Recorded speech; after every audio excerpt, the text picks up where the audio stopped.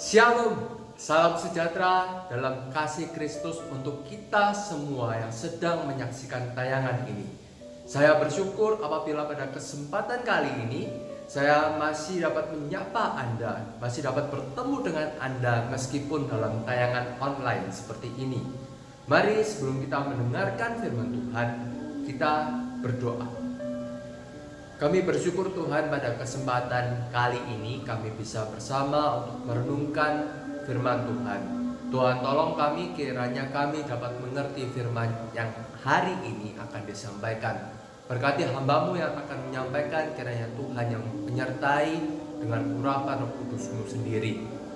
Terima kasih Tuhan, di dalam nama Tuhan Yesus Kristus kami berdoa. Amin. Pada kesempatan kali ini saya akan membawakan suatu tema yang menarik, yaitu hikmat dalam bekerja. Saudara-saudara yang terkasih dalam Tuhan, pernahkah kita merasakan kurang produktif dalam kehidupan kita? Kita bekerja dari pagi hingga malam, tetapi hasilnya sangatlah sedikit. Saya pernah merasakan demikian ketika saya mengerjakan tugas kuliah saya. Saya bekerja di depan laptop saya dari pagi hingga malam, tetapi hasilnya sangatlah sedikit. Hasilnya hanya 1 lembar, 2 lembar saja. Di dalam dunia dagang pun kita juga pernahkah merasakan seperti ini? Kita jaga toko kita dari pagi hingga malam, tetapi hasil yang didapatkan sangatlah sedikit. Orang yang datang ke toko kita hanya orang-orang itu saja. Dan bahkan kalau kita jumlahkan lagi, kita hitung-hitung lagi, pengeluaran yang kita keluarkan dengan pendapatan yang kita terima lebih banyak pengeluaran daripada pendapatannya. Ada banyak contoh dalam kehidupan kita, dalam pekerjaan kita yang seperti ini. Kita merasa kurang produktif, kita kurang menghasilkan sesuatu. Tetapi hari ini dalam kitab Amsal kita akan belajar hikmat penting ketika kita bekerja. Yang pertama yaitu bekerja dengan ketekunan. Di Amsal 18 ayat yang ke-9 mengatakan, orang yang bermalas-malas dalam pekerjaannya sudah menjadi saudara dari si perusak. Untuk menjadi seorang yang tekun dalam bekerja, yang pertama yang harus kita miliki yaitu mau untuk meninggalkan sifat kemalasan kita. Sikap malas tentunya seringkali menghambat pekerjaan yang kita lakukan. Pekerjaan yang seharusnya kita dapat selesaikan dalam waktu 1 hari, kita tunda sampai berhari-hari karena kemalasan kita. Pekerjaan yang seharusnya mudah, kita sepelekan, akhirnya pun tidak selesai juga. Itu semua terjadi karena kemalasan kita. Setelah kita memiliki semangat untuk bekerja, kita tidak bermalas-malasan dalam bekerja. Langkah selanjutnya yang perlu kita miliki ketika kita mau bertekun dalam pekerjaan kita, yaitu kita mau untuk melihat peluang yang kita miliki. Di dalam Amsal 28 ayat yang ke-19 mengatakan, siapa mengerjakan tanahnya akan kenyang dengan makanannya, tetapi siapa yang mengejar barang yang sia-sia akan kenyang dengan kemiskinannya. Dari ayat tersebut kita bisa mengerti salah satu bentuk ketekunan yang dapat kita lakukan yaitu mau untuk melihat setiap peluang yang kita miliki. Di sini penulis Amsal menuliskannya seperti seorang yang mengerjakan tanahnya sendiri. Pada masa itu, yaitu pada masa penulis Amsal ini, pekerjaan yang ideal yaitu di bidang pertanian.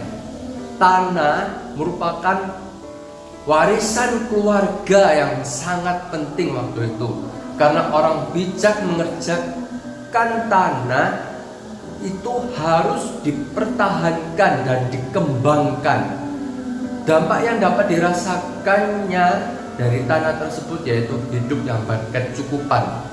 Dari bagian ini kita bisa mengerti bahwa ketika kita harus bekerja, ketika kita melakukan pekerjaan kita, haruslah dimulai dengan apa yang ada saat ini. Kita harus tekun mengusahakan apa yang menjadi pekerjaan kita saat ini. Misalnya saja sebagai seorang mahasiswa seperti saya seorang mahasiswa, berarti saya harus tekun untuk belajar.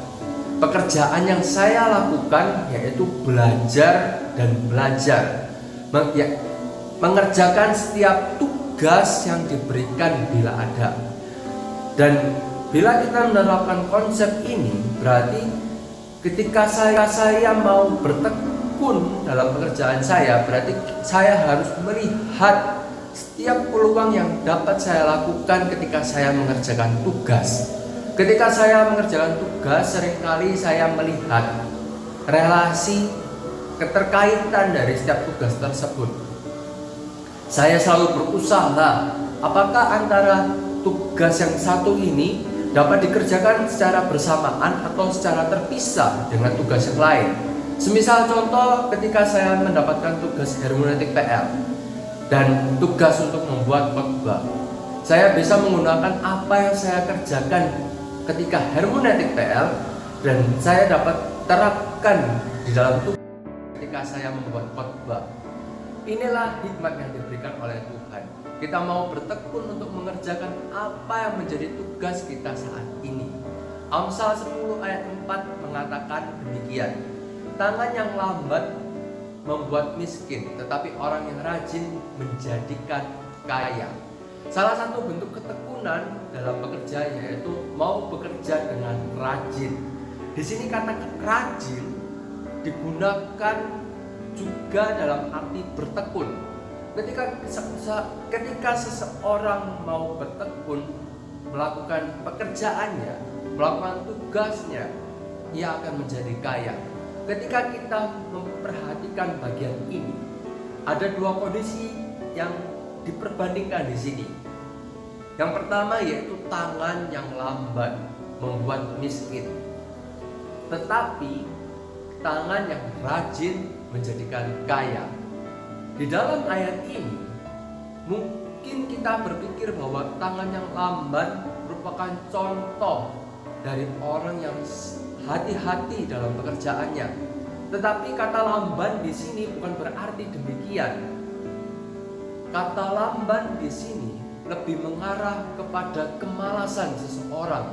Ia lamban untuk bertindak karena kemalasan yang ia miliki. Sehingga di dalam penulis Amsal memperingatkan akan hal tersebut. Berbeda dengan orang yang pertama tadi, bagian kedua di sini berbicara tentang tangan yang rajin. Tangan yang rajin memperlihatkan solusi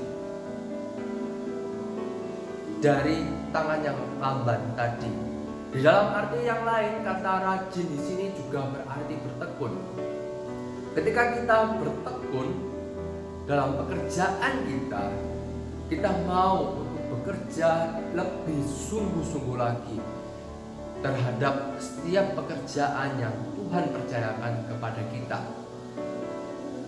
Terkadang orang ingin cepat kaya dengan cara yang instan, maunya bermalas-malasan tetapi mendapatkan gaji yang besar. Dari ayat ini kita diingatkan kembali bahwa dalam kita bekerja, ketekunan merupakan sesuatu yang penting.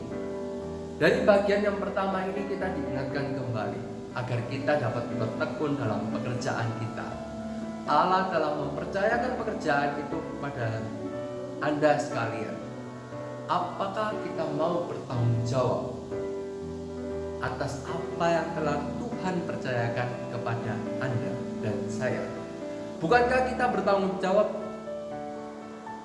hanya kepada manusia, tetapi kita juga bertanggung jawab kepada Tuhan, Sang Pencipta kita. Poin yang kedua yang penting di sini yaitu bekerja dengan strategi. Ketika kita bekerja, kita membutuhkan kiat-kiat khusus dalam pekerjaan kita sehingga dapat menjadi lebih efektif dan lebih produktif. Di dalam Amsal 30 ayat 24, di sana dituliskan bahwa semut bangsa yang tidak kuat tetapi menyediakan makanan pada musim panas. Dari ayat ini kita bisa belajar bahwa meskipun dalam kelemahan yang kita miliki, kita perlu melakukan strategi khusus agar kelemahan tersebut dapat diminimalisir. Di sini penulis Amsal menggunakan gambaran semut sebagai makhluk yang lemah. Tetapi ketika kita melihat semut, mungkin kita juga meremehkan dari seekor semut ini bisa apa sih? Tetapi ada teladan yang diajarkan dari semut tersebut. Meskipun mereka binatang yang lemah, tetapi dalam kelemahan yang mereka miliki bukanlah menjadi suatu halangan bagi mereka untuk mau berjuang. Dalam pekerjaan kita pun juga demikian. Seringkali kita menggunakan kelemahan kita sebagai suatu alasan. Kita sudah mengetahui kelemahan kita, tetapi kita menggunakan kelemahan tersebut sebagai suatu alasan. Nah, dari contoh tersebut, dari kitab Amsal yang hari ini kita baca, kita tidak boleh menggunakan kelemahan kita sebagai suatu alasan, tetapi dari kelemahan kita haruslah menjadi suatu semangat untuk kita bisa melayani lebih baik, bisa menjadi suatu motivasi kita untuk kita bisa bekerja dengan lebih baik. Sebagai contoh, ketika kita membuka suatu usaha, kita sudah merencanakan matang-matang, tetapi kita tidak memiliki dana yang cukup untuk membuka usaha tersebut. Ini bukanlah suatu halangan. Dari kondisi tersebut kita seharusnya memacu diri untuk memikirkan strategi yang baik agar kita dapat membuka usaha tersebut. Di dalam Amsal 6 ayat 6, di sana dituliskan, "Hai pemalas, pergilah kepada semut dan perhatikanlah lakunya yang bijak." Dari ayat ini kita seringkali melihat menyepelekan semut, tetapi dalam Amsal ini kita belajar banyak tentang semut.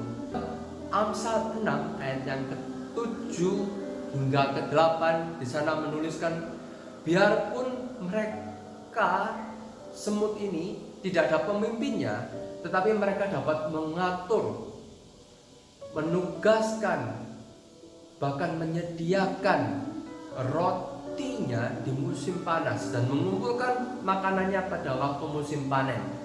Dari ayat ini kita bisa melihat lebih jelas lagi bahwa mereka memiliki strategi untuk dapat mengisi lumbung-lumbungnya pada musim panas.